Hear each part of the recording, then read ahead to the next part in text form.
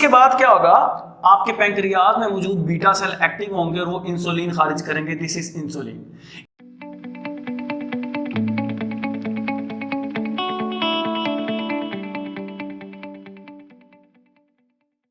बिस्मिल्लाहिर्रहमानिर्रहीम। Dear student, welcome back.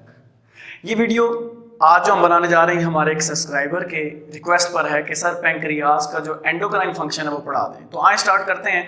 Pancreas एक ऐसा हमारे पास ग्लैंड है जो एक्सोक्राइन फंक्शन भी परफॉर्म करता है और एंडोक्राइन फंक्शन भी परफॉर्म करता है। आज हम इसके एंडोक्राइन फंक्शन के बारे में डिस्कस करेंगे कि ये कैसे एंडोक्राइन फंक्शन परफॉर्म करता है। डियर स्टूडेंट, अगर हम ये पैंक्रियाज को देखें तो एक साइंटिस्ट था जिसका नाम था लैंजरहैंस। उन्होंने क्या देखा, पैंक्रियाज के अंदर जगह जगह कुछ सेल्स मौजूद हैं। ये बिल्कुल ऐसे थे जैसे पानी के अंदर, समंदर के अंदर छोटे छोटे खुश्की के खित्ते मौजूद हो, खुश्की के पार्ट मौजूद हो। तो उसने इसको क्या नाम दे दिया, आइलेट्स ऑफ लैंजरहैंस। लैंजरहैंस साइंटिस्ट का क्या था, नाम था। ये जो पार्ट थे ये मौजूद बने हुए थे दो तरह के सेल के, अल्फा सेल और बीटा सेल। अल्फा सेल जो थे इसके अंदर कम पाए जाते हैं और बीटा सेल पैंक्रियाज के अंदर आइलेट्स ऑफ लैंजरहैंस में ज्यादा पाए जाते हैं। इनका काम क्या है, बीटा सेल का काम है इंसुलिन प्रोड्यूस करना और अल्फा सेल का काम है ग्लूकागॉन को प्रोड्यूस करना। तो बात करते हैं इनकी जो प्रोडक्शन है, चाहे अल्फा सेल है चाहे बीटा सेल है। बीटा सेल इंसुलिन बना रहा है, अल्फा सेल ग्लूकागॉन बना रहा है। ये सारी प्रोडक्शन हो रही है under the control of any other hormone, और वो हार्मोन खारिज होते हैं पिट्यूटरी से, STH, ACTH। और ख़ास तौर पर इन हार्मोन्स के बॉडी के ब्लड में रिलीज होने के पीछे जो चीज़ शामिल है वो कौन है, ब्लड के अंदर ग्लूकोज का लेवल। ब्लड के अंदर ग्लूकोज का लेवल फ्लक्चुएट करता है तो साथ ही इनकी अमाउंट भी क्या करती है, फ्लक्चुएट करती है। अगर ब्लड के अंदर ग्लूकोज लेवल बढ़ जाता है तो इंसुलिन भी बढ़ जाता है, क्योंकि इंसुलिन ने उसके आपकी बॉडी में क्या करना होता है, काम करना होता है। तो इस तरह हमें ज्यादा समझ नहीं आएगी। आए हम एक स्कीमेटिक डायग्राम की तरफ चलते हैं ताकि हमें ज्यादा से समझ आ सके। ये वो डायग्राम है। आपकी बॉडी के अंदर ग्लूकोज का एक सेट पॉइंट है। ग्लूकोज का एक खास बॉडी के अंदर सेट पॉइंट है 90 मिलीग्राम पर 100 ml।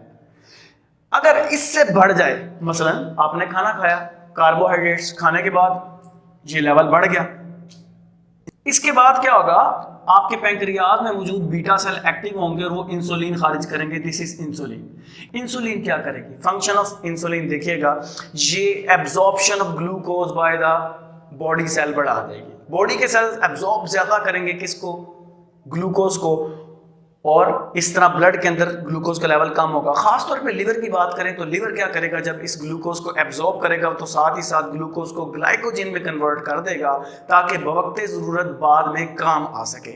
और यूं जब बॉडी के सेल ग्लूकोज को एब्जॉर्ब कर लेंगे ब्लड से, लिवर ले लेगा और ग्लाइकोजन में कन्वर्ट कर देगा, तो रिमेनिंग ब्लड के अंदर ग्लूकोज का लेवल क्या हो जाता है, कम हो जाता है। और फिर हो सकता है कि इस सेट पॉइंट से भी कम हो जाए। अब बॉडी को तो ग्लूकोज चाहिए, पहले ज्यादा थी, कम करवा दी गई, तो अब जब चाहिए तो फिर क्या होगा, अब ये कम हो चुकी है। जब ये कम हो चुकी है तो आपके जो पैंक्रियाज है इसके अल्फा सेल एक्टिव हो सकते हैं। फर्ज करिए आपने खाना नहीं खाया एक दो वक्त का, तो आपके अल्फा सेल पैंक्रियाज में एक्टिव हो जाएंगे और ये हार्मोन खारिज करेंगे जिसका नाम है ग्लूकागॉन। और ये हार्मोन जाकर लिवर पर एक्ट करेगा और लिवर के अंदर मौजूद जो ग्लाइकोजन थी उसको दोबारा ग्लूकोज में कन्वर्ट करवा दिया जाएगा और यूं ब्लड के अंदर ग्लूकोज का लेवल दोबारा बढ़ने लग जाएगा। और ये यूं ही सारा प्रोसेस क्या करता है, चलता रहता है। इसके साथ साथ ये जो लिवर पर आकर एक्ट करता है ग्लूकागॉन, इसके साथ साथ ये मसल पर भी एक्ट करता है और मसल पर भी एक्ट करने के बाद ये क्या करता है, ग्लाइकोजन को ग्लूकोज में कन्वर्ट करवा सकता है। दोबारा आते हैं एक पॉइंट की तरफ जो कि बहुत ज्यादा इंपॉर्टेंट है।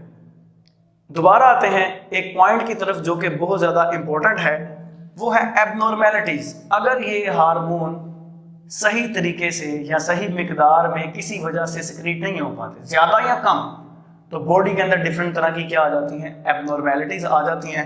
पहले इंसुलिन की बात कर लेते हैं। अगर इंसुलिन बॉडी में ज्यादा निकल आए, बॉडी में ज्यादा सिक्रीट हो जाए, उसका नुकसान क्या होता है, बॉडी के अंदर हाइपोग्लाइसीमिया हो जाती है। क्यों, ये जितनी ज्यादा सिक्रीट होगी उतनी ज्यादा जो ग्लूकोज है उसको बदला जाएगा ग्लाइको जिन के अंदर, और यूं बॉडी के अंदर हाइपोमीन लेस, ग्लाइमिन, ग्लूकोज एंड मियामिन यहाँ पर क्या है, ब्लड है। तो ब्लड के अंदर ग्लूकोज लेवल क्या होगा, कम होगा। और याद रखें जो ग्लूकोज है ये आपके ब्रेन के लिए इंस्टेंट सोर्स ऑफ एनर्जी है। जब ब्रेन को इंस्टेंट सोर्स ऑफ एनर्जी नहीं मिलेगा तो डिफरेंट तरह के नर्वस डिसऑर्डर्स आने के क्या होते हैं, चांसेस होते हैं। अब चलते हैं इसकी हाइपोसिक्रेशन की तरफ। अगर ये इंसुलिन बॉडी में कम सिक्रीट हो तो फिर क्या होगा, ये अपना काम नहीं करेगा, ये ग्लूकोज को ज्यादा ग्लाइकोजन में नहीं बदलेगा, तो हाइपरग्लाइसीमिया हो जाएगा। ब्लड के अंदर ग्लूकोज लेवल क्या कर देगा, इंक्रीज कर देगा, और इसे डायबिटीज कहते हैं। इसे क्या कहते हैं, डायबिटीज कहते हैं। अब इससे थोड़ी थोड़ी बातों को हम रिलेट कर लेते हैं। जब बॉडी के अंदर ग्लूकोज लेवल बढ़ जाता है तो याद रखें, हमने पहले चैप्टर में पढ़ा था किडनी में कि आपकी जब यूरिन फॉर्मेशन हो रही होती है तो चीज़ों को क्या किया जाता है, ब्लड में वापस भेजा जाता है, ग्लूकोज को भी वापस भेजा जाता है। लेकिन अगर शुगर का जो डायबिटीज का पेशेंट है उसके अंदर ग्लूकोज इतनी ज्यादा होती है कि ब्लड में वापस भेजने के बाद भी यूरिन के अंदर ग्लूकोज मौजूद होती है, और ग्लूकोज एक सोल्यूट है। इस सोल्यूट की वजह से पानी इसकी तरफ आता है, जिधर ज्यादा सोल्यूट होता है पानी उस तरफ ज्यादा जाता है, जिसकी वजह से यूरिन में पानी आ जाता है सोल्यूट होने की वजह से, शुगर होने की वजह से, और बॉडी में क्या हो जाती है, डिहाइड्रेशन हो जाती है, और यू बॉडी को डिफरेंट प्रॉब्लम्स क्या करना पड़ती है, फेस करना पड़ती है। उससे बड़ी प्रॉब्लम, अगर ये ग्लूकोज जो है नहीं मिल रही, हाइपोसिक्रेशन के बाद हाइपरग्लाइसीमिया हो चुका है, शुगर लेवल बढ़ रहा है लेकिन वो यूज नहीं हो रही, तो फिर एनर्जी का सोर्स नहीं बन रही, तो फिर क्या होता है, आपकी बॉडी फैट सेल को यूज करना स्टार्ट कर देती है, और आपकी बॉडी क्या करती है, फैट्स को तोड़कर एनर्जी हासिल करती है। लेकिन फैट्स एक बहुत अच्छी एनर्जी का सोर्स है, लेकिन ये साथ ही साथ क्या करते हैं, ये नेगेटिवली जो चार्ज होती है हमारे पास कीटोन बॉडी बनाती है। ये नेगेटिवली चार्ज कीटोन बॉडीज बनाती हैं, और ये कीटोन बॉडी क्या है, बहुत ज़्यादा नुकसानदेह हैं, ख़ास तौर पे जब इनको बॉडी से रिमूव करना हो। इन पर नेगेटिव चार्ज होता है तो नेफ्रॉन से ये इजीली पास नहीं करते, तो इनको न्यूट्रलाइज करने के लिए इन नेगेटिव को आप बॉडी से कुछ पॉजिटिव चार्ज देते हैं, जैसे कैल्शियम, जैसे सोडियम, जैसे जिंक। तो बदले में इन नेगेटिव को निकालने के लिए आपकी बॉडी से पॉजिटिव चार्ज भी निकल जाते हैं, और फिर इस तरह पॉजिटिव आयन की बॉडी में क्या हो जाती है, कमी हो जाती है।